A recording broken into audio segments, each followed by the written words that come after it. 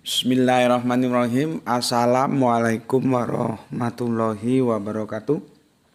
Ashhadu an la ilaha illallah, ashhadu anna Muhammad Rasulullah. Allahumma sholli ala sayyidina Muhammad wa ala sayyidina Muhammad. Kama sholaita ala sayyidina Ibrahim wa ala sayyidina Ibrahim bil alamina innaka Hamidum Majid.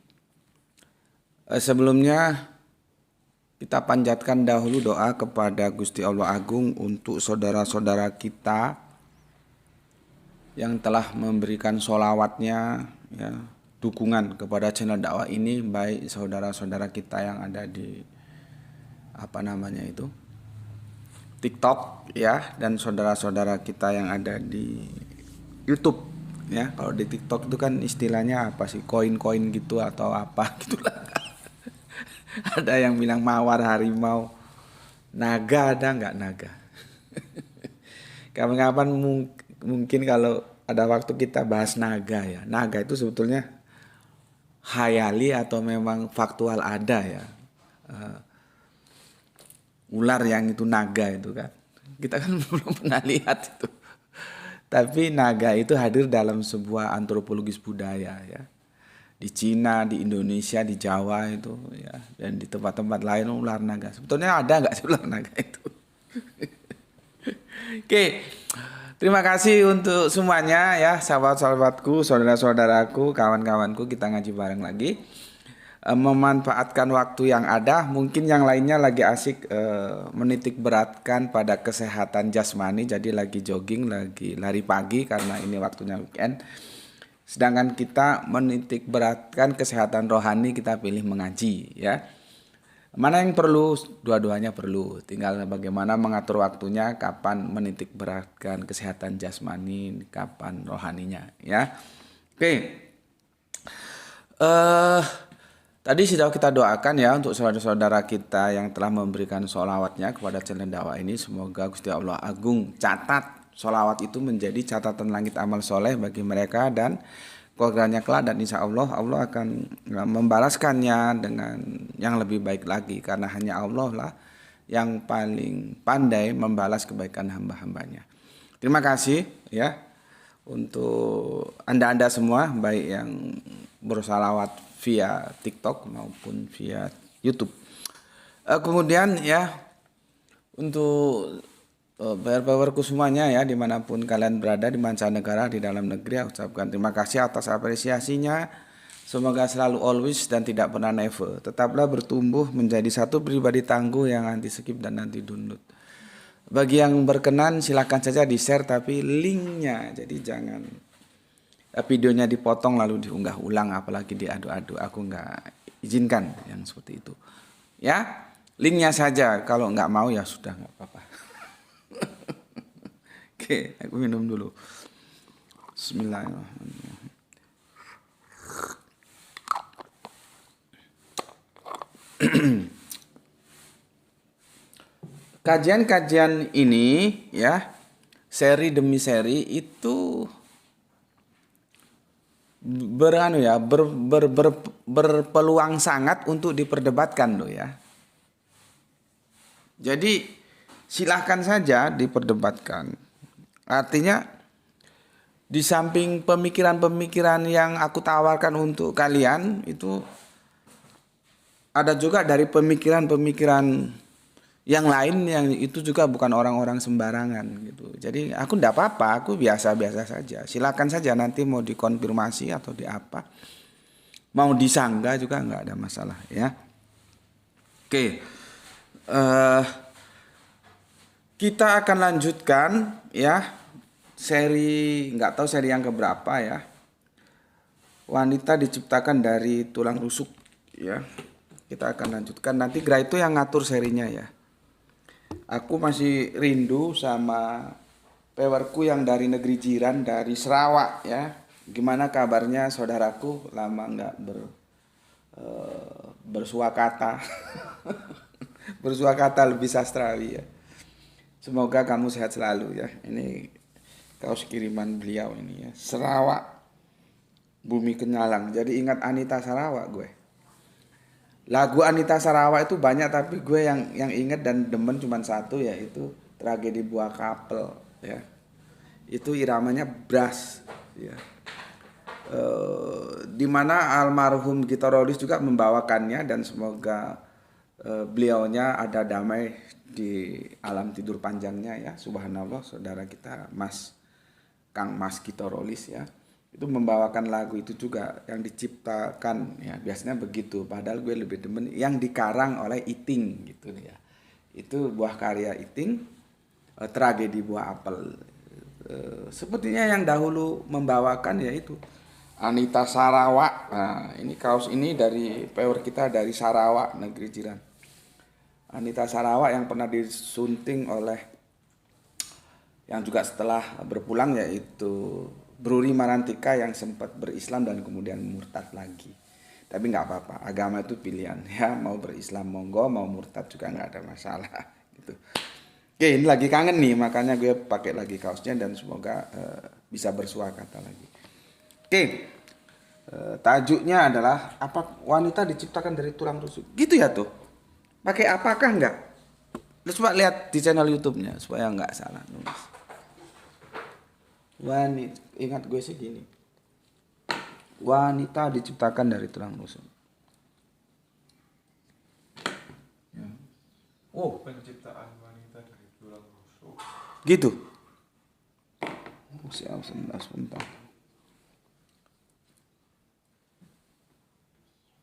Mana kemarin ya? Yang isinya masih banyak. Dia bercampur jadinya yang Nah, alhamdulillah. Ini ya, penciptaan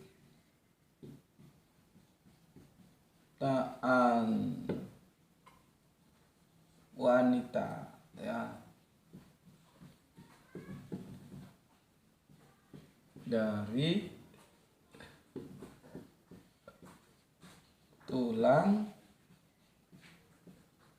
rusuk. Ini sebetulnya ada gininya. Kenapa ini kita bahas? Aku sudah pernah bahas dulu ya. Kenapa kita bahas? Masih banyak pemahaman-pemahaman yang itu ditelan mentah-mentah oleh para penerjemah dan penafsir Al-Quran dan hadis. Ya karena gimana nyebutnya? Patriark gitu aja lah ya. Patriark gitu. Kita itu selalu dicekoki yang dahulu itu mesti benar, itu yang jadi masalah. Lah kalau yang dahulu mesti benar itu merujuk kepada Kanjeng Nabi Muhammad sih, gue ya tidak ada pilihan kecuali setuju. Kalau yang dianggap yang dahulu itu Kanjeng Nabi Muhammad, karena beliaunya mendapatkan otoritas maksum. Gue setuju, meskipun maksum yang aku pahami dengan maksum yang mainstream pahami itu beda banget. Jadi menurutku maksum tuh bukan tidak bisa salah. Oh, Nabi juga bisa salah, di Al-Quran jelas dikatakan kok. Ya. Tapi itulah nanti kita bahas ya. Oke, aku stressing point dulu supaya tidak ada kesalahan kesalahan menerima apa yang aku sampaikan ya. Yang membuat aku tertarik karena ada komen dari saudara kita yang mengatakan ya, wanita itu diciptakan dari tulang rusuk ya. Dia tetap bertahan pada posisi itu. Ketika awalnya kan aku ini itu kita sempat terenganu ya, stagnan ya, membahas Fir'aun versus Musa ya, atau Musa versus Fir'aun. Nanti lain kali kita lanjutkan. Kan awalnya aku bahas ini dari sana. Makanya kajian-kajianku itu terkadang dan sangat terkadang, maka selalu sering gitulah ya. Meskipun tidak bisa dipastikan. Itu saling terkait. Awalnya aku membahas Fir'aun versus Musa, atau Musa versus Fir'aun lah ya. Itu masih berapa seri tuh? Ada 3 atau 4 seri masih. Itu belum selesai dan stagnan ya. Karena dari situ aku ingin mengajak kalian, ayo kita pahami Al-Quran itu berdasarkan original teksnya, sehingga kita mendapatkan pesan yang benar dari apa yang sesungguhnya disampaikan oleh Al-Quran untuk kita. Itu tidak bisa tidak kalau kita hanya bermodalkan terjemahan. Maka kita harus masuk ke original teksnya. Karena apa? Banyak cerita-cerita Israiliyat yang masuk kepada orang-orang dahulu dan orang-orang dahulu, kecuali Kanjeng Nabi loh ya, aku sudah jelaskan tadi. Jangan dipotong videoku, nanti kacau ya. Kecuali Kanjeng Nabi itu sudah dianggap pokoknya orang dahulu bener dah gitu. Sehingga kalau ada orang sekarang yang berbeda dengan orang dahulu, bid'ah. Awalnya bid'ah ya. Atau awalnya baru ya. Bid'ah, nanti ujungnya sesat. Nah, itu terlalu familiar dan itu mengkerdilkan otak yang itu dianugerahkan oleh Gusti Allah untuk kita berdayakan. Gitu loh. Jadi dicekoki supaya kita manut aja terhadap pendapat orang-orang dahulu. Lah terus otak kita untuk apa kalau hanya kerjanya manut aja? Sedangkan Al-Quran itu mengatakan Gusti Allah Agung nggak suka kok kepada orang yang nggak pakai otak, gitu loh. Jadi teman-teman supaya tahu, kami di Islam Rasional itu berusaha memberdayakan otak. Kami menghormati ulama, tapi kami tidak membeu terhadap pendapat ulama. Silakan ulama berpendapat, kami berpendapat, dan perbedaan pendapat itu bukan berarti tidak menghormati. Tolong dipahami ini, gitu loh ya. Oh iya, aku ingat, tolong bantu teman-teman, kena apa? Aku di TikTok ini viewernya dibatasi, jadi dia tidak bisa tembus 6.000, cuman kemarin 1.000 berapa gitu tuh ya. Aku nggak tahu ada salah apa, aku nggak diperingatkan gitu ya. Nggak bisa tembus 6.000 lagi viewer di TikTok. 1.000 aja sudah bagus, kalau di YouTube memang ya itu cuman ratusan. Mungkin kalian yang menguasai IT bisa bantu aku, nanti sampaikan infonya lewat WA ya. Oke.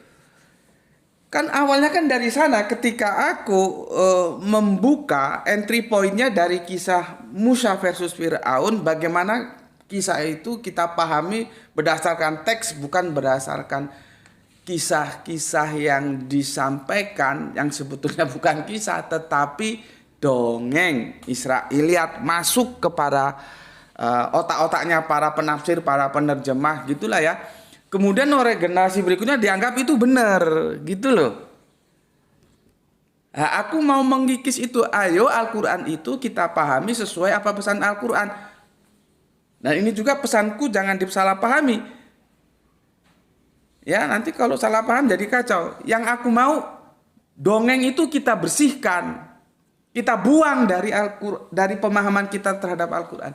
Atau beginilah, jangan memahami Al-Quran dalam perspektif bumbu-bumbu dongeng, gitu loh.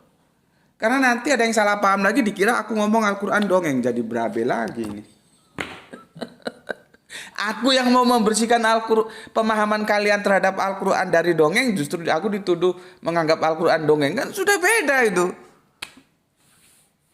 Itu ada yang salah paham sama aku. Justru aku itu mengajak kalian keluar dari dongeng. Justru kamu mengira aku mengajak kalian masuk ke dongeng kan. Jadi aku bilang ke kanan, otakmu nanggapnya ke kiri itu ya. Bismillahirrahmanirrahim. Nah, ketika aku memberikan contoh, salah satunya bagaimana wanita diciptakan dari tulang rusuk. Itu tidak benar, itu Israiliyat. Yang benar itu wanita diciptakan bagaikan tulang rusuk. Tinjauan lugotan atau bahasa sudah aku sampaikan tentang diksi min itu ya. Terus analisa seperti ini juga aku sampaikan untuk mengikis, meskipun tidak bisa karena itu sudah terlanjur masuk ke dalam otak-otak publik, sehingga publik itu memahami wanita dari tulang rusuk gitu ya. Nah, dalam kepentingan itulah aku akhirnya membahas ulang gitu ya. Nggak tahu ini seri yang keberapa ini ya. Oke, sekarang kalian bisa buka Quran surat 4 ayat yang pertama ya. Kemarin kan kita bahas itu ya. Surat 4 ayat yang pertama. Tolong tap-tapnya jangan berhenti ya. Tap-tapnya tolong jangan berhenti ya, supaya tidak dianggap pasif. Nanti kalau dianggap pasif rungkat. Nanti kalau rungkat kembali lagi ya. Insya Allah kalau itu bukan karena banned bisa kembali lagi. Tapi kalau di banned nggak bisa. Kenapa ini tuh macet tuh? Oke. Quran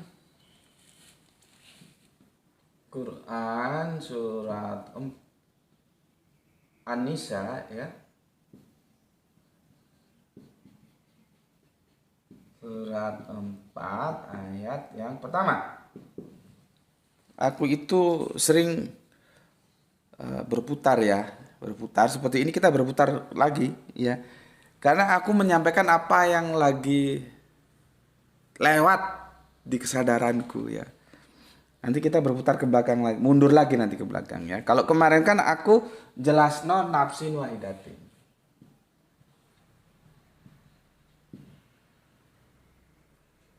Ya.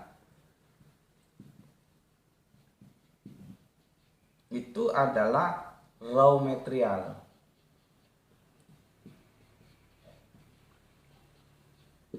Nih ya, raw material. Gue nggak mengikat lu, terserah. Lu mau bilang apa, tapi itu kalau gue secara gampang nyebutnya raw material. Misalkan tanah ya monggo. Ini itu monggo. Jadi raw material itu kalau kami di teknik industri itu kan ada mata kuliah inventory control ya, inventory control. Jadi misalkan kita memproduksi mobil ya, bahan baku itu harus kita hitung. Misalkan industri mobil berapa juta ton baja yang harus kita siapkan untuk memproduksi mobil. Itu nggak boleh terlalu banyak, nggak boleh terlalu dikit. Kalau terlalu banyak nanti dana itu tersedot ke penyediaan baja, sedangkan produksi itu kan banyak kebutuhan lain, bukan hanya bahan baku saja, ada tenaga kerja, upah buruh dan segala macamnya ya. Tapi kalau terlalu sedikit bahan bakunya, dikhawatirkan ketika demand itu permintaan pasar itu tinggi, kita mau produksi bahan bakunya nggak ada, jadi delay itu menunggu. Itu juga masalah. Maka kami di teknik industri itu selalu mencari suasana yang bukan maksimal, bukan minimal, tetapi yang optimal ya. Jadi bukan maksimal, bukan minimal, tapi optimal. Nah, itu namanya bahan baku itu dihitung, kalau mata kuliahnya itu namanya operation research, itu kita menghitung, disebut juga inventory control. Nah, inventory control itu berbicara raw material atau bahan baku gitu loh.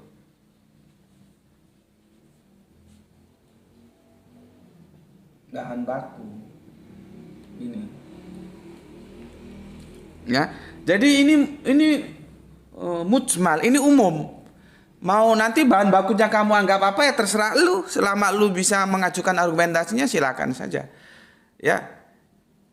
Tetapi sesuatu yang mendasar, nafsin wahidatin itu berbeda yang aku sampaikan dan yang disampaikan terjemahan-terjemahan Depak dan yang dipahami publik itu dianggap personal, dan itu Adam, itu yang aku tolak. Ini bukan personal, ini masih raw material. Dan itu merujuk kepada Adam. Dan terus wanita diciptakan dari Adam. Dari apa? Dari tulang rusuknya. Terima kasih untuk Kang Mas Oski ya. Sebetulnya itu kalau kita gali ke bahasa Ibraninya juga bukan tulang rusuk itu. Ya. Itu tulang rusuk itu sudah terjemahan, itu pakai bahasa Ibraninya itu, gue nggak bisa nulisnya ya, wirset atau apa gitu. Jadi dari sisi Adam gitu loh. Terus otak bekerja, penafsiran masuk, tulang rusuk diterima oleh publik, Jadilah dia wanita diciptakan dari tulang rusuk. Nah, kan kembali lagi ke bahasa. Ya, coba carikan ini seri terakhir komentarnya, Bapak mau tahu. Mas Oskis jelas nona itu pakai istilah apa itu? Cari komentarnya. Komentar Mas Oskis gitu ya. Seri terakhir ingat gue. Jadi nggak ada diksi tulang rusuk itu sendiri, itu sudah bukan terjemahan, sudah intervensi si penerjemah gitu loh. Kan berarti sudah masalah tersendiri lagi. Yang repotnya ini khusus untuk saudara-saudara Islamku yang itu otaknya itu dedel banget itu. Dikasih tahu, nggak ada wanita diciptakan dari tulang rusuk, nggak ada orang diciptakan dari tulang. Terus dia nanti menghadirkan ayat-ayat tentang tulang. Nanti kan akan kita bahas, ya, tulang sulbi. Ada Mas Oskis. Ya. Jadi ya itulah, itu bukti bagaimana bahayanya dogma yang awalnya dari dongeng disampaikan dengan rapi, diterima menjadi pegangan kuat dan itu tidak bisa dibuktikan, yaitu dogma. Dogma itu kalau sudah masuk itu ke orang itu selama dia sendiri tidak mau keluar dari kubangan dogma, ya selamanya akan dibodohi oleh dogma. Itu ndak Qurani, saudaraku. Kita bisa buktikan dengan ayat ini nanti. Benar nggak? Ya, Hawa itu diciptakan dari tulang rusuk karena kamu berpegang pada dogma, ditambah lagi oleh terjemahan yang juga penerjemahannya sudah kena dogma Israel. Akhirnya klop sudah. Ya, nanti kamu menghadirkan ayat-ayat tentang tulang. Nanti kita bahas ayat tentang tulang. Tidak ketemu. Ada kok ya, cuman aku apa namanya? Nggak bisa, harus mencari kan nanti jadi waktunya habis ya. Tetapi intinya untuk Mas Oskis itu nggak tahu apakah dia sudah bersahadat atau tetap dalam kekristenan. Yang jelas aku sudah menyampaikan apa yang dia minta, meskipun itu belum tuntas, masih seri ke-39 tentang engkau kan nabi yang akan datang itu ya. Tapi untuk setingkat Mas Oskis tentunya sudah bisa memahami kemana arah penjelasanku lah ya, meskipun itu belum selesai memang. Nanti roh kebenaran itu akan bermuara ke siapa gitu ya. Tetapi apapun juga aku tetap mengapresiasi, menghormati. Agama itu pilihan pribadi, silahkan saja ya. Kalau mau bersahadat ya monggo, kalau tetap dalam kekristenan ya itu. Tapi beliaunya beda, beliau itu sepertinya Unitarian ya. Kristen Tauhid, jadi tidak mengakui Yesus sebagai Allah ya. Oke, itu terima kasih Mas Oskis ya. Nggak ketemu tuh? Ada kok ya, cuman aku kalau harus nyari nanti jadi nggak bisa karena aku lagi menjelaskan ini ya. Oke, sebetulnya tulang rusuk itu juga nggak ada. Nah, coba kamu tanya sama temanmu yang Yahudi ya, yang ngerti bahasa Ibrani, tulang rusuk itu apa bahasa Ibraninya? Karena ini kan perjanjian lama, rujukannya harus ke Ibrani. Gue juga kurang setuju kalau ke Yunani. Yunani itu tetap terjemahan. Nggak mungkin Musa itu menggunakan bahasa Yunani. Maka sebetulnya Septuaginta dan Vulgata itu tetap aja edisi terjemahan itu. Artinya ya bisa saja salah. Gitu loh. Cuman sebagai referensi ya oke lah, kita bisa pakai ya. Cuman ketika itu dianggap absolut itu juga ya enggak absolut lah. Kan harusnya karena Nabi Musa itu bukan orang Yunani, enggak mungkin perjanjian lama Torah khususnya berbahasa Yunani kan enggak.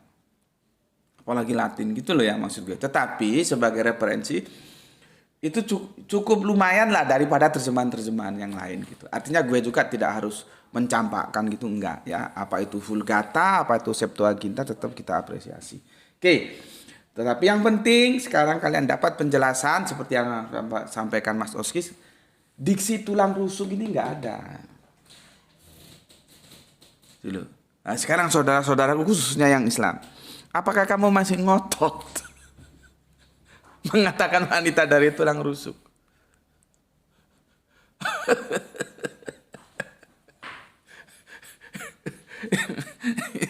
Ya, ya, apakah kamu masih ngotot?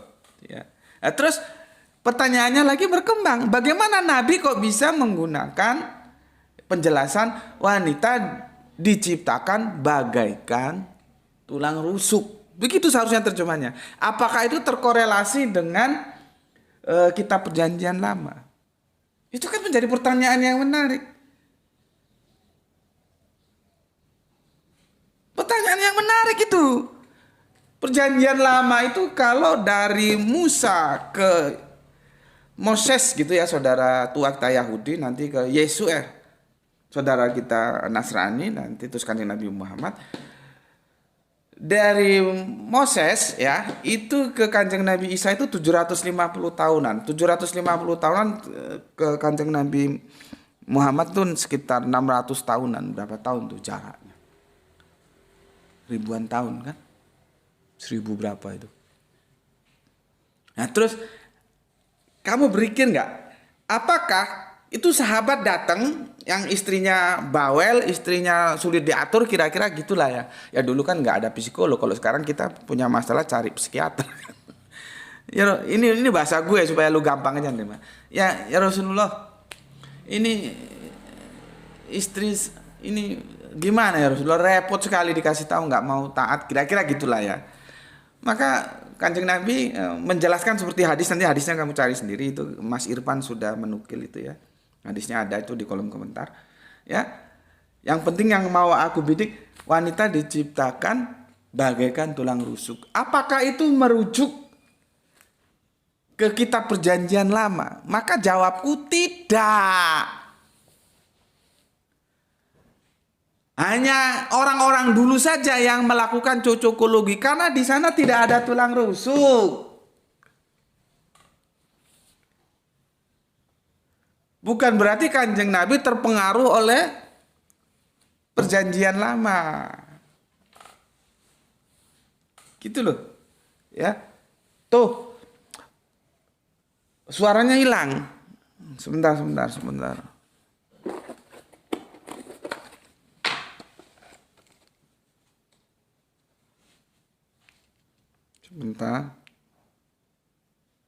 Hidup itu?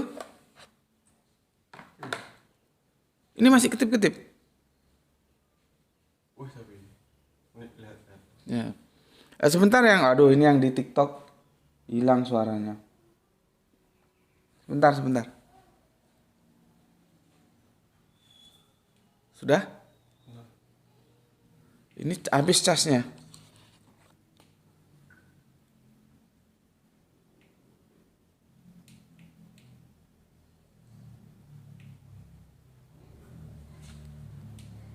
Atau ini aja dicas ya, gimana ya? Sudah.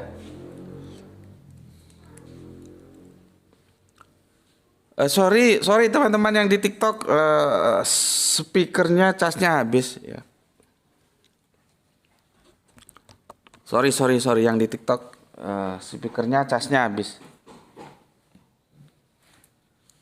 Tes ya. Sorry tadi casnya habis ya. Oke, aku ulangi. Yang di YouTube sorry ya, aku ulangi lagi supaya teman-teman yang di TikTok mendapatkan gambaran karena tadi ada kendala teknis, suaranya menghilang karena cas speakernya habis ya. Mic-nya maksudnya, bukan speaker. Jadi gini, apakah hadis Nabi ketika menasehati sahabatnya tentang istrinya yang rewel itu dia merujuk kepada Perjanjian Lama? Maka aku jawab tidak. Adapun yang kalian upayakan rujuk itu cocokologi aja. Karena di terjemahan original tidak ada tulang rusuk di Perjanjian Lama itu. Itu adalah apa ya? sudah diintervensi oleh si penerjemah, tafsiran si penerjemah. Yang ada itu sebetulnya dari sisi Adam, bukan dari tulang rusuknya Adam gitu ya. Ya. Terus apa lagi yang perlu aku jelaskan ya? Jadi kita dapat ilmu baru ya, nggak ada sebetulnya tulang rusuk ini. Ya, oke. Tolong terus tap-tap ya supaya tidak rewel, tidak rungkat maksudnya. Oke. Jadi aku ulangi lagi di awal, ini debatable. Ya, banyak yang membahas ini dan itu orang-orang yang menurutku kompeten lah ya. Ini nampak tuh kalau gini tuh tulisannya. Nampak. Nafsin wahidatin ya. Itu apa? Itu raw material atau bahan baku dari manusia. Ya. Manusia yang mana? Nah, nanti kita lihat sebutannya. Sebutannya itu pakai apa Al-Qur'an ya. Jadi aku menolak ketika nafsin wahidatin dipersonalkan dan itu Adam. Itu aku tolak. Itu yang aku tolak. Ya, clear ya. Aku tidak menerima, tapi yang menghormati terserah aja kalau lu masih mengatakan nafsin wahidatin itu Adam ya. Personalisasi, nafsin wahidatin menjadi Adam. Ya, ini yang aku tolak. Ini aku tolak. Aku menawarkan nafsin wahidatin itu raw material. Bahan baku ya, karena gue teknik industri maka pendekatan gue teknik industri aja lah biar gampang, dan aku kira ini gampang kok diterima ya. Jadi dia dari bahan baku. Jadi nafsin wahidatin itu adalah bahan baku. Bahan bakunya siapa? Ya kita lihat nanti. Ya. Ya. Ini aku hapus ya. Ini aku hapus.